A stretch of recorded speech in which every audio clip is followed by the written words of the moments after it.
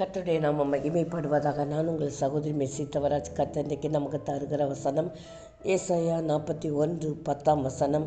நான் உன்னை பலப்படுத்தி சகாயம் பண்ணுவேன். இதுதாங்க கர்த்தர் நமக்கு தருகிற வசனம். சில வேளைகளில் நாம் ஆவிக்குரிய வாழ்க்கையிலும் சரி, மாம்சீக வாழ்க்கையிலும் பலனற்று போய் விடுகிறோம். சில வேளைகளில் நோய்வாய்ப்படும்போது மாம்சீகத்திலையும் சரி அல்லது ஆவிக்குரிய வாழ்க்கையிலும் கூட நாம் சோர்ந்து போய் விடுகிறோம்.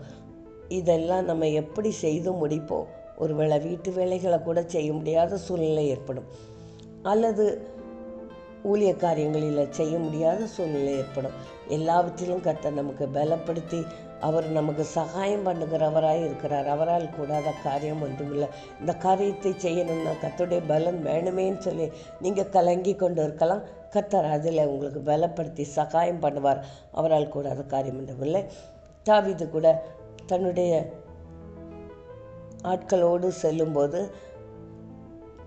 அவனுடைய சத்துருக்கள், அவனுடைய மனைவி, மக்கள், அவனுடைய ஆட்களுடைய மனைவி, பிள்ளைகள் மற்றும் பொருட்கள் எல்லாவற்றையும் அபகரித்து சென்று விடுவார்கள். அப்பொழுது அவன் பலனற்று போனான்.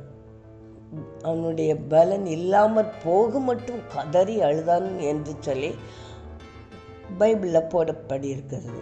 ஆமாங்க, அந்த அளவுக்கு அவன் அழுதான். ஆனால் கர்த்தர் அவனை பலப்படுத்தி அவனுக்கு சகாயம் பண்ணி அந்த தண்டை பிடிக்கும்படியாய் கிருபை பாராட்டினார்.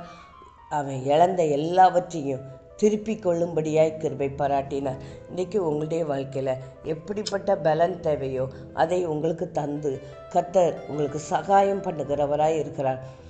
ஊழிய காரியத்தில் வேலைப்பளுவின் நிமித்தம் என்னால் அன்றைய தின ஊழியத்தை செய்ய முடியுமா என்று சொல்லி நான் கலங்கி நின்றபோது கர்த்தர் இந்த வார்த்தையை கொடுத்து எனக்கு பலப்படுத்தினார். நான் மிகுந்த கண்ணீரோடு ஜெபித்தேன். ஆண்டவரே, என்னால் ஜெபிக்க கூட நேரமில்லை, நான் இந்த ஊழியத்தை நான் எப்படி நிறைவேற்றுவேன்னு சொல்லி தேவனிடத்தில் கதறின போது கர்த்தர் அந்த வார்த்தையை கொடுத்து என்னை பலப்படுத்தினார். அது மட்டும் இல்லாமல் கர்த்தர் அன்றைய தினம் என்னுடைய ஊழியத்தை நல்லபடியாக நிறைவேற்றினார்.